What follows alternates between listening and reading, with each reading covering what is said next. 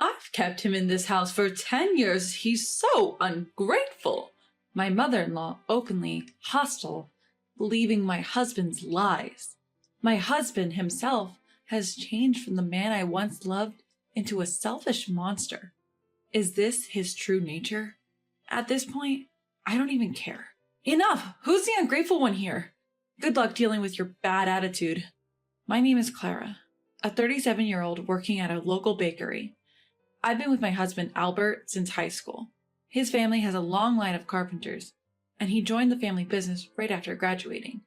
We got married at 24, and we're just an ordinary, happy couple. That all changed when we were 27. Clara, the hospital just called. Please come quickly. A frantic call from my usually composed mother-in-law at work. I rushed to the hospital and found my husband staring blankly ahead. He looked defeated, and my mother-in-law sobbing beside him. Clara, I can't move my legs anymore. At that moment, he broke down crying. I realized our lives would never be the same. Apparently, my husband went to the grocery store to buy drinks during his lunch break. My husband was waiting at a traffic light when a car hit him. His spine was damaged, paralyzing him from the waist down. After a long hospital stay, my husband came home, a completely different person compared to before the accident. We were living in a rental apartment, but then my usually quiet and craftsman-like father-in-law said, "You should live with us." And before my husband returned, he made his home accessible for us. We were financially unstable, so we gratefully accepted. "I'm home." He entered the house in a wheelchair, his voice devoid of energy. He used to be cheerful, loud, and always cracking jokes. Now, he was like a stranger. "Clara, is Travis doing well?" Daddy, does he hurt? Our 2-year-old son, Travis, was worried. Travis loves spending time with his dad, especially going down the slide at the park. Whenever his dad has a day off, they head to the park and slide until Travis gets tired. Seeing his dad after a long time, Travis couldn't contain his excitement. He tugged at his dad's hand as if to say, "Let's go play over there." But his dad looked sad. Before the accident, he would have easily stood up, put Travis on his shoulders, and spun around. Now he can't do that for Travis ever again. His dad is still recovering both physically and emotionally. Just then, mother-in-law shouted, "Travis, your dad can't walk anymore. Go away." My mother-in-law suddenly yelled at Travis. Travis, only 2 years old, couldn't understand and burst into tears. Mother-in-law looked annoyed. Mother-in-law is noisy about such a son. I was looking at him with a face that said something like that. Mother-in-law has been more irritable. She's probably struggling to accept the situation.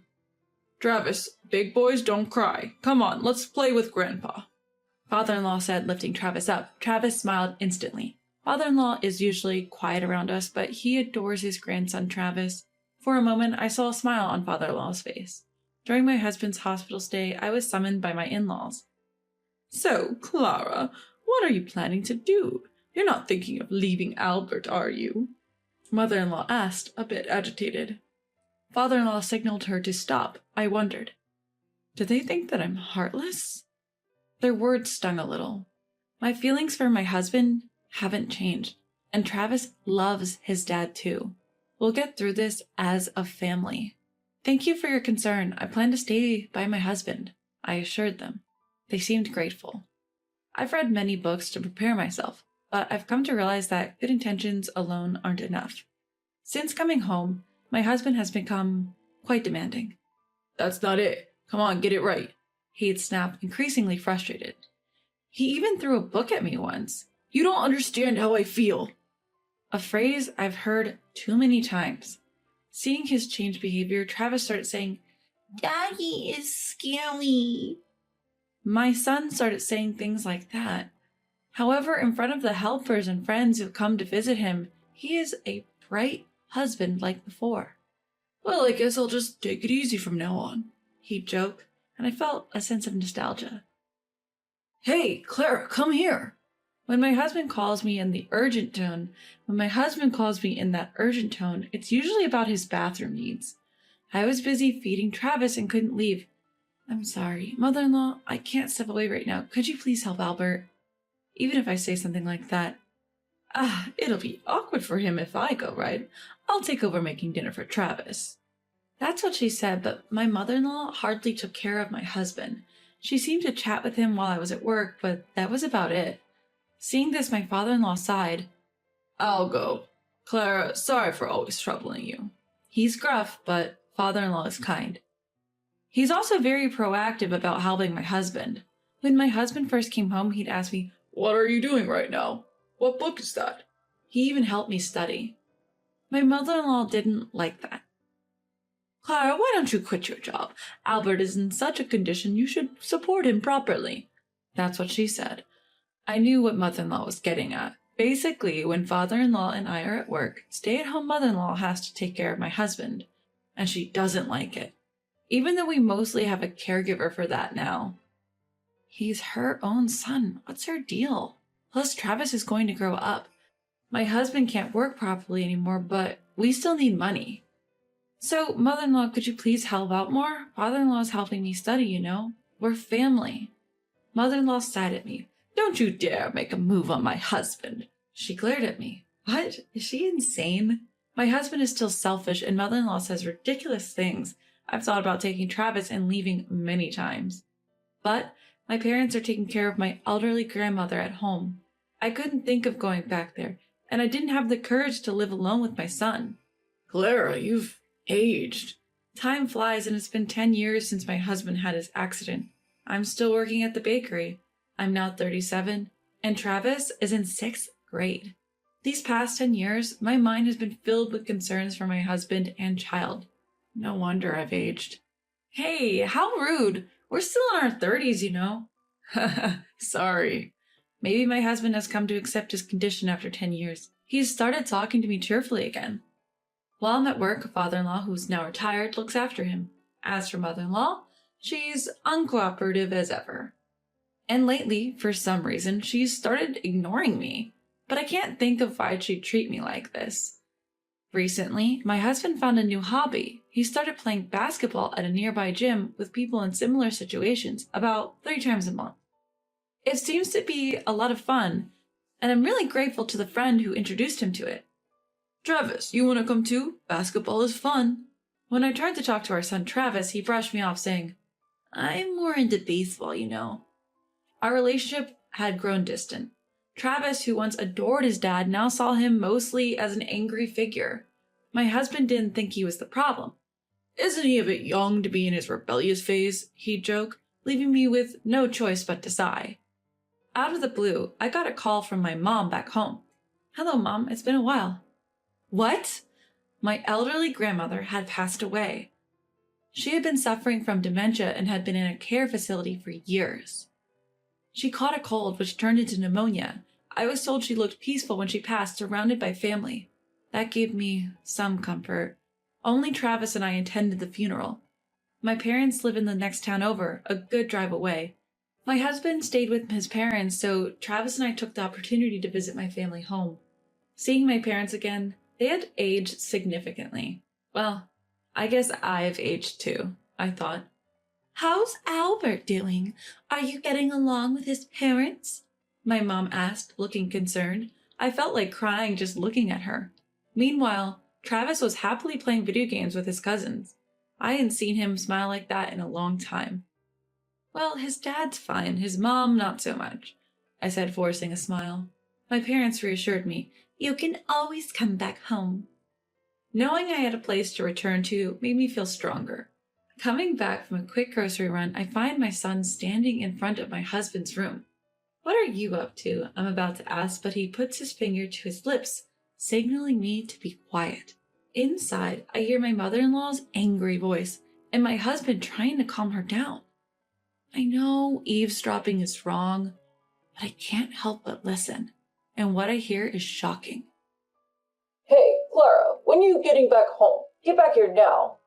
A few days later, my husband calls, clearly frustrated that my son and I haven't returned. After overhearing that conversation between my husband and his mom, we left his parents' house immediately. We went straight back to my parents' house. When I told them what happened, they welcomed us with open arms, though visibly concerned. I'm not going back there. I'm a burden, right? I'll give you the divorce you want. My husband snaps. What are you talking about? Just come back. We need to talk. He hangs up abruptly. My parents, who were listening nearby, look worried. My dad stands up and says, "Let's go."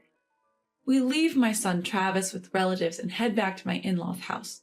Travis, sensing the tension, tells me, "Mom, don't back down." I'm touched by his courage. They better be ready for me. We're back. Hearing this, my irate mother-in-law storms out to greet us. What's the meaning of this? Oh, Clara's parents. What brings you here today? I sense her irritation despite her polite tone.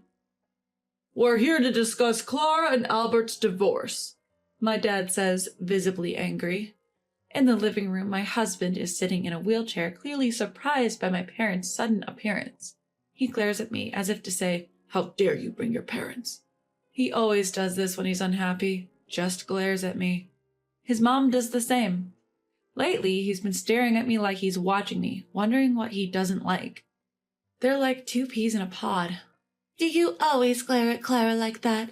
My mom asks, also angry. In this tense atmosphere, only my father-in-law remains calm. A few days ago, the police came to our house. They said we were mistreating our daughter-in-law. They left after a brief talk. Do you know anything about this, Clara? Yes, I was the one who called the police, I reply calmly. Upon hearing this, my husband and mother-in-law explode in anger. See, it's all her fault. She's crazy. You should divorce her. If anyone's crazy, it's you two. My husband is nodding in agreement next to me. But father-in-law is different. Clara, there must be a reason. Speak up. He says this in a gentle voice. A few days ago, I came back here. Albert and the others didn't seem to notice, but what I heard was so horrifying. I realized I can't live with them anymore. Father-in-law wasn't home at the time. He looked puzzled, but these two are different. Their faces have turned pale. Do they recognize themselves? What are you talking about? Are you okay? My husband looks at me with a smug face, probably thinking I have no evidence. But my son Travis was quite vigilant. Do you want to see a video? Travis recorded this. I play a video. In it, my husband claims that I've been having an affair for years. After that, I'm plotting to take over the house. He says he's told me multiple times he wants a divorce so he can remarry someone he met through basketball. Mother-in-law is furious after hearing this. Divorce her immediately. She's even flirting with your father. I won't forgive her this time. But mother-in-law wants to keep Travis as the heir. The balcony on the second floor. The floor is old, about to give way. Can't we use that to get rid of Clara? Mother-in-law grins as she says this. That's going too far. But if she gets injured, maybe she'll understand how I feel. That's what they said. The video ends and I quietly put away my phone. Of course, I've never had an affair, and this is the first I've heard that my husband has met someone through basketball. I felt my life was in danger, so I reported to the police. That's all there is to it. But the police only said they'd listen to my story. My husband and mother-in-law are silent, their faces pale. Father-in-law looks angrier than ever. What is this? Are you both idiots? I thought I was the fool. Thank you, father-in-law, for always being there. I genuinely felt that way. Despite all this, mother-in-law starts talking nonsense about how parents should let their children be with the ones they truly love.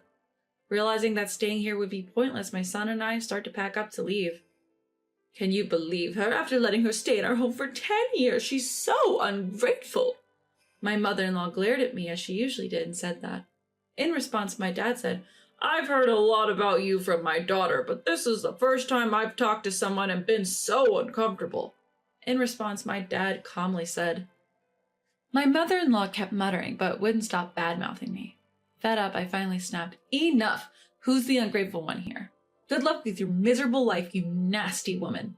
I left their house with my parents. After that, my husband and I got divorced. Some people who didn't know the full story called me a heartless wife, but I told the truth to my close friends.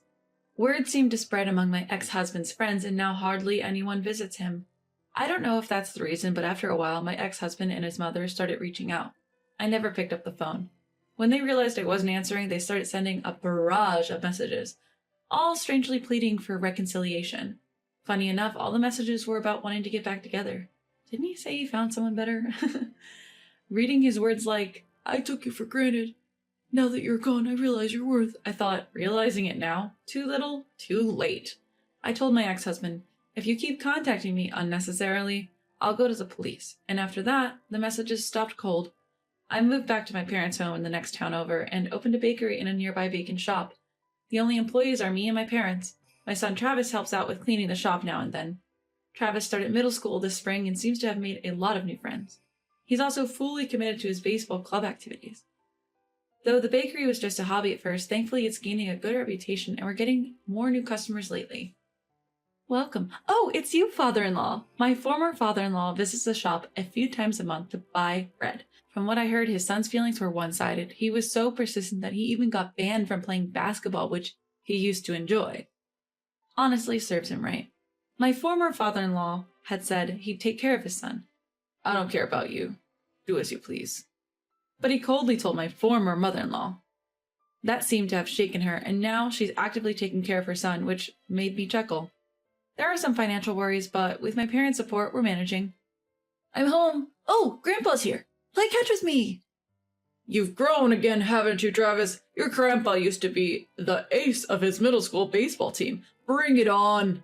Watching their heartwarming conversation, I strongly vowed to make the most of my new life together with my precious family.